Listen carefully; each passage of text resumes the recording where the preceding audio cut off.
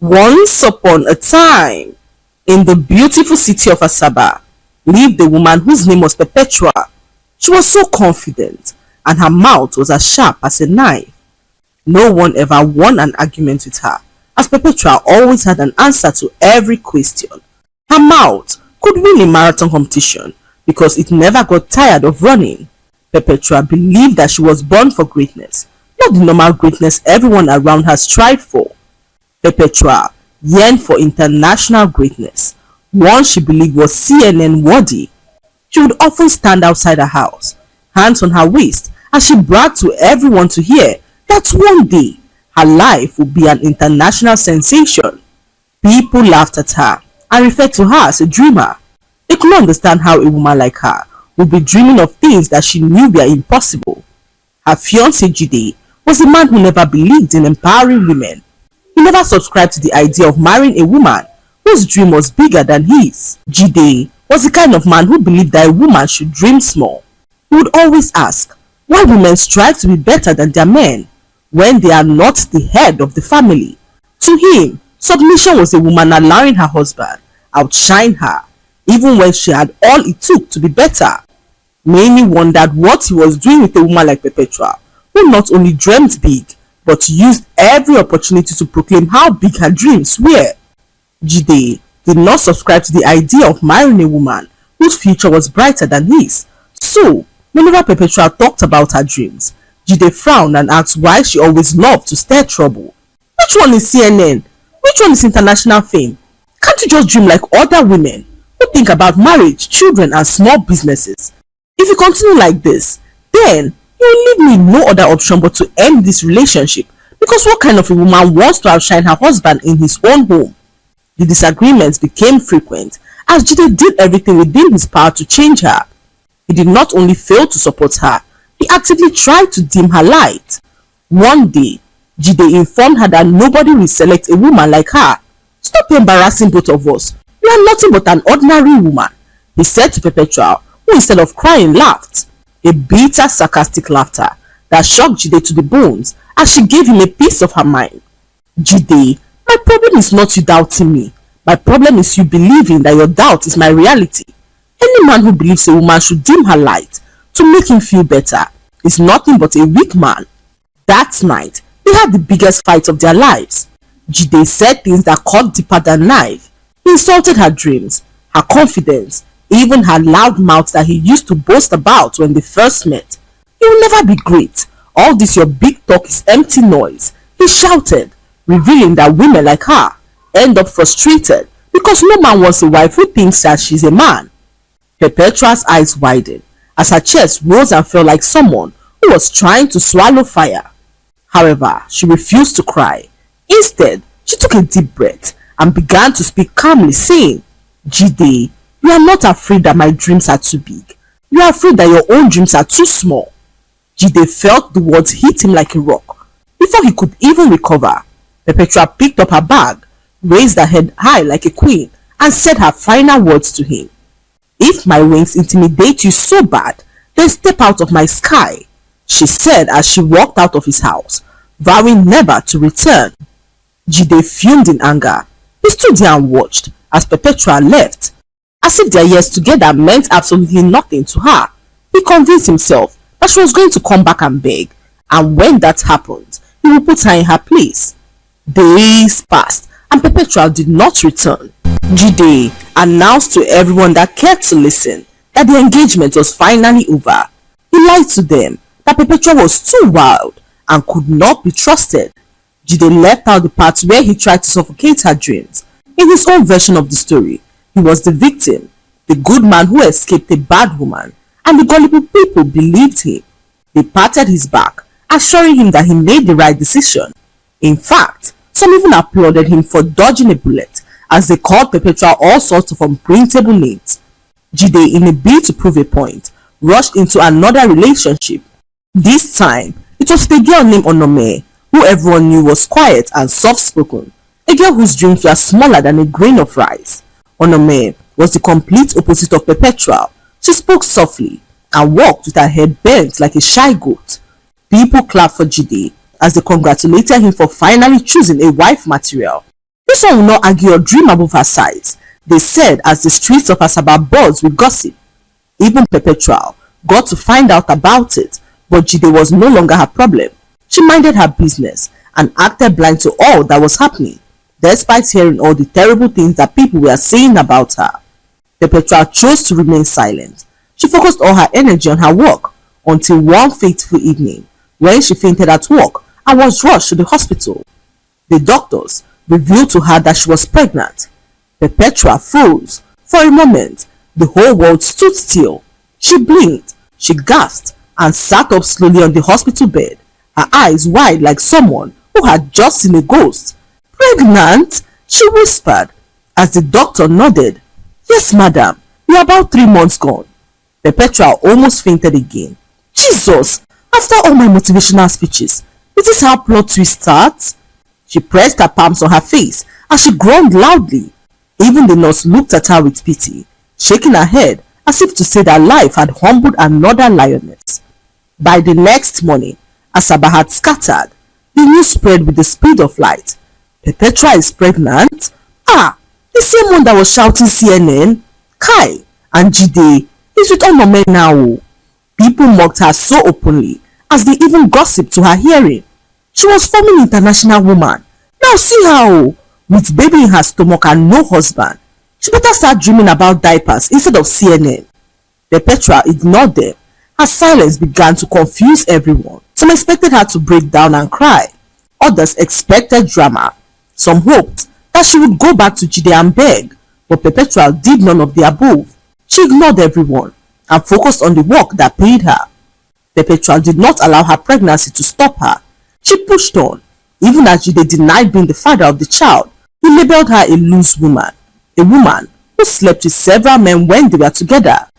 Jide stood boldly in public and told anyone who asked that he had no hand in the pregnancy. He said it with so much confidence, the confidence of a man who had washed his hands in public like Pontius Pilate. People swallowed his lies like cold zobo. Neighbors shook their heads dramatically. So the child is not even Jide's child? Ah, Perpetua don't fall hand though. She was shouting greatness. Now, look at her life. Perpetua heard everything.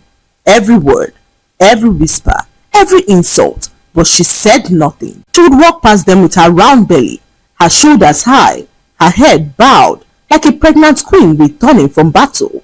Some women even blocked her on the walkway. "Oh yeah, tell us the truth," one asked boldly. "Who owns the baby? Who impregnated you?" Perpetua simply smiled and replied, "The father will know when the child starts flying." They stared at her confused as she walked away, leaving them shocked with her sharp mouth. One afternoon, Mama Oju, the famous gossip of the compound, stopped her at the gate. "With this your big stomach, how will you chase CNN?" she asked loudly, hands on her waist. "Who will carry the baby for you when you are chasing all those your big dreams?" Perpetua smiled calmly and replied, "When the baby comes, she will go with me, and both of us will fly past all of you." Mama Oju laughed so loudly that the sponge she wore as wig almost fell from her head. She watched in shock as Perpetua ignored her and walked into her house. Months passed, and Perpetua walked until her legs could barely carry her. And one hot afternoon, while Asaba's sun roasted the street, her water broke. Perpetua screamed in a way that she had never done before. They rushed her to the hospital, and the nurses rushed her to the delivery room. Moments later, a beautiful baby girl was born, with bright eyes, fierce energy, and a cry that sounded like victory. The nurses smiled and asked, "Madam, what name should we put on her birth certificate?" Perpetua sat up with pride, wiped her sweat, lifted her chin, and declared boldly that her daughter's name was Aeroplane. The entire room froze. "Aeroplane?" the nurses repeated slowly, hoping that they heard wrongly. Another nurse dropped the pen as the others gasped in confusion. "What kind of name is that?" the doctor asked as Perpetua smiled and held her baby close and began to speak. "Do you see anybody celebrating when a keke passes or when a bus passes? No, but when an aeroplane passes, everyone looks up. My child must be a high flyer." The nurse had no strength to argue. She simply wrote Aeroplane on the birth certificate, shaking her head like a gatesman who had seen too much in life. The news spread across Asaba faster than Harmattan fire, as the people could not believe that Perpetua, named her own daughter Aeroplane. Children laughed and sang with the name. Aeroplane, aeroplane, little baby aeroplane, fly us to London to visit the king. Aeroplane, aeroplane, little baby aeroplane, fly us to London to visit the king. Mama Patricia, the woman who sold pepper soup at the junction, gossiped with her friends, saying, "You may not be surprised if our next child will be named Helicopter." But Perpetua carried her daughter with pride, announcing to anyone that cared to listen that her child was destined for international greatness. Months later, on one evening, the landlord called a compound meeting because someone poured dirty water in the compound. As everyone gathered, Perpetua walked in carrying Aeroplane in her arms. Before she could even sit, the landlord's wife, Madam Felicia, a woman whose gossip had no break, pointed at Aeroplane and said loudly, "Everyone see, our aeroplane has landed." Oh. People burst into laughter as another added jokingly, "Please, let's all be quiet before this aeroplane takes off and hits our roof." The people laughed as another asked her a question that got everyone rolling. "Perpetua, hope you will not one day paint your child white and draw windows on her body." The whole compound laughed as if the meeting was a carefully planned rehearsal. Perpetua simply smiled, crossed her legs and said to them, "Laugh now, but when Aeroplane starts flying internationally, I will tell her not to carry any of you as luggages." Silence swallowed the compound as Perpetua stood up and left the meeting, grateful for the strength that she had to face any kind of mockery. However, the people were not ready to back down now. In fact, the mockery began to grow worse as Aeroplane grew into a beautiful young girl. One morning, at the popular town market, Perpetua took Aeroplane to go buy some vegetables. As she bent down to pick fresh ugu, Mama Neddy, the notorious fish seller with a mouth that ran faster than her business, began to shout to the hearing of everyone, "Ah, see our baby Aeroplane oh! Perpetua, abeg hold her well before she takes off and enters my fish." The entire market burst into laughter as another woman selling tomatoes began to laugh, saying, "Perpetua, please tell your baby not to fly near my store. My tomatoes cannot survive her turbulence." Perpetua, seeing what they were doing, smiled and replied them, saying, "Don't worry, when she flies, she will be too high to see ordinary tomatoes." The laughter died immediately, as if NEPA had just taken the light. She carried Aeroplane and walked away with the confidence of a woman who knew her future was bigger than all their insults. They arrived home moments later, and Aeroplane asked her mother a question that touched her in her soul. "Mommy, why don't I have friends? The children around, they don't play with me." Aeroplane asked softly, her eyes watering with tears. Perpetua froze. Those simple words pierced her chest like a spear. She swallowed hard and knelt down in front of her daughter as she pulled her close. "My baby, come," she said gently as Aeroplane moved closer, her innocent eyes glistening with questions that Perpetua was not ready to answer. "They say my name is somehow," Aeroplane continued, her little voice cracking. "They laugh at me, Mommy. They sing songs. Mommy, is my name bad?" Perpetua's heart broke. For the first time in a very long time, her eyes watered, not because the mockery hurt her, but because it was now touching the little girl who she loved more than her life itself. Perpetua lifted Aeroplane into her lap as she began to speak. "My child, your name is not bad. Your name is not strange. Your name is not a joke." Aeroplane blinked up at her mother. "Then why do they laugh?" Perpetua smiled as she looked her in the eyes and said, "People laugh at what they do not understand. They laugh because they don't know who you are meant to be. But one day, they will not laugh again. They will clap and even look up to you." Aeroplane's eyes softened, but the hurt still lingered. Perpetua stood up with determination in her eyes, lifting her daughter in her arms as if presenting her to destiny. "No more playing around with children who have nothing better to do," she declared boldly. "You are too special for all this nonsense. You need a place where your mind can grow, where your wings can stretch," she said as she looked towards the window, as if speaking to the sky itself, as she whispered to herself that the time had finally come. The next morning, she woke up early and got her daughter ready as they marched out of their house. Everyone wondered where she was going with her daughter as they looked at them confused. "Where's Perpetua going with Aeroplane? Why is the girl dressed like it's Christmas? What is happening?" Even Mama Uju peeked through her window like a professional investigator as she asked Perpetua where she was headed. Perpetua ignored them all as she held her daughter's hand and walked out of the gate. Minutes later, they arrived Bright Future Elite Academy, which was one of the best schools in Asaba. Perpetual decided to enroll her daughter in the school as the headmistress. Teachers all froze in shock to hear her daughter's name. The headmistress, she asked why she had to give her daughter such an unusual name, and Perpetual, with all sense of pride, confronted the headmistress, asking why her daughter had to be ashamed of her name when people bear names like Amen, Endurance, Monday, and even Stability. Why then would you question me for naming my daughter Aeroplane? Why can't you all accept my daughter for who she is, instead of dwelling on her name, a name that no one understands why it was given to her in the first place? The headmistress stood frozen, unsure of what to say, as Perpetual's words hit her like a carefully aimed bullet. The headmistress cleared her throat nervously as she began to speak. Madam Perpetual, it's not that we don't like the name. It's just that other children might make fun of your child. So, we are trying so hard to stop that from happening, she said to Perpetual, who told her that if truly she wanted to prevent such from happening, then she as a headmistress should already know what to do. Perpetual watched as her daughter was led to her new classroom. Aeroplane walked to her class with her head held high, her tiny shoulders squared like a child who already understood the weight of her destiny. The teachers watched her go, whispering softly amongst themselves. Some murmured, confidence dey her body o. This one no be ordinary child at all. With this kind of mother, she cannot fear anything. Perpetual stood by the corridor, her arms folded across her chest, silently praying that her daughter would not break under pressure. She peeped through the classroom window, and her heart tightened. The children stopped what they were doing and stared at Aeroplane. A boy whispered loudly, "Is it true your name is Aeroplane?" Another added, "Can you fly?" A girl giggled, "Do you make sound like vroom?" Aeroplane paused. She remembered her mother's words and lifted her chin as she said boldly, "Yes, my name is Aeroplane, and I don't need wings to fly." The entire class fell silent as even the class teacher blinked in shock.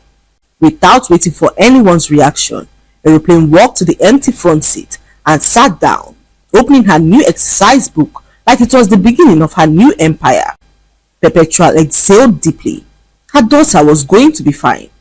As she stepped back into the headmistress's office, the headmistress tried to speak up again, saying, "Madam, we'll try our best to make her comfortable, but with this name, I'm sure you know that it won't be easy," she said to Perpetual, who said something to her that struck her. "Headmistress," she began calmly, "a name does not limit destiny. Environment does. If you treat her like an outsider, the children will do the same. If you treat her with respect, the children will also follow." The headmistress nodded slowly. "You are right, madam." Perpetua smiled as she took her leave. Months later, during the school's inter-house sports, Aeroplane was chosen to run for her house. When her turn arrived, the announcer called her name, revealing that the next runner was Aeroplane. Everyone's ears stood up like a donkey as they watched to see how fast she could run. The poor girl ran as fast as she could, but still she came last. Spectators sighed deeply, disappointed, as they began to murmur amongst themselves. "So the Aeroplane we're expecting to fly is Kukuma trekking." Perpetua was so furious to hear this. "You people should shut up. My Aeroplane does not run on ground. She flies and soars." Years passed, and all efforts by Perpetua to build her daughter's confidence failed. Aeroplane grew into a shy teenager, always embarrassed whenever teachers called out her name during roll call. One afternoon, the school principal called Perpetua for a meeting. "Madam," the principal began gently, "your daughter is brilliant, but this name is affecting her confidence."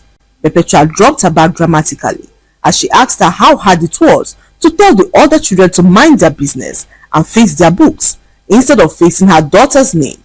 Perpetua snapped, her voice ringing through the office like a bell. The principal sighed deeply, as though she had rehearsed this conversation all night.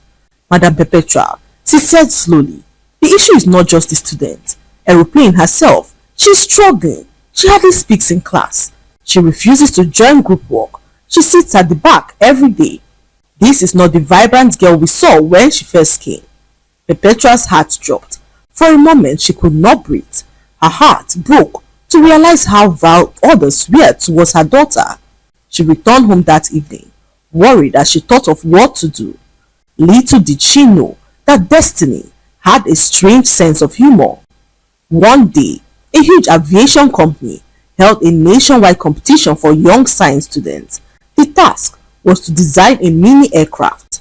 As Asaba held their local round of the competition, schools gathered as children built their several aircrafts. However, one student's own stood out. She used broomstick, rubber and carton, and when the judges asked her name, she hesitated for a moment before revealing to them that her name was Aeroplane. The entire hall burst into laughter, but the judges stared at her model in amazement. "This thing, it actually flies," one judge exclaimed as the glider soared across the hall. To her utmost surprise, her aeroplane won the first prize. The entire hall erupted, not with laughter this time, but with applause. The same children who used to mock her name were now running towards her, touching the plane as though it was made of gold. Aeroplane stood there excited as they announced that she had advanced to national and international level. Before anyone could understand what was happening, Aeroplane became the youngest winner of an African Junior Aviation Award. CNN interviewed her, BBC carried her story, even newspapers published her story on the front cover saying, "A girl named Aeroplane becomes young inventor." Asaba scattered with excitement. Even those who mocked her earlier began to brag and call her their own. "She's our daughter, our own Aeroplane." When Aeroplane returned from Abuja, the entire city trooped out like she was the president, and Perpetua wore her biggest gala and stood proudly beside her daughter as Aeroplane stood before the crowd, cameras flashing, journalists pushing to interview her. Every single person who once mocked her felt bitterness rise in their throats like spoiled bitter leaf. She looked at all the people who once laughed at her, including her father Jide, who denied being her father. Now he stood here, claiming to be her father. However, Perpetua did not spare him a glance. Her daughter looked at him with calm eyes and began to speak. "Sir, my father is the one who believed in me." The crowd gasped as Jide staggered back, drenched in regret, and for the first time in Asaba history, the city bowed its head because the woman who they once mocked, the child they laughed at, had flown higher than all of them put together. They learned their lessons the hard way, never to look down on anyone in life. The lesson to be learned from this story is that destiny does not bow to mockery, and greatness does not require anyone's permission to shine. People will laugh at what they do not understand. They will doubt what they cannot see, and they will insult what threatens their own smallness, but their laughter changes nothing. When God writes a person's story, even those who mock them will one day clap for them. Perpetua's life teaches us never to shrink for anyone, never to apologize for dreaming big, and never to judge a person by their beginning, because the same name they laughed at today may be the headline they will celebrate tomorrow.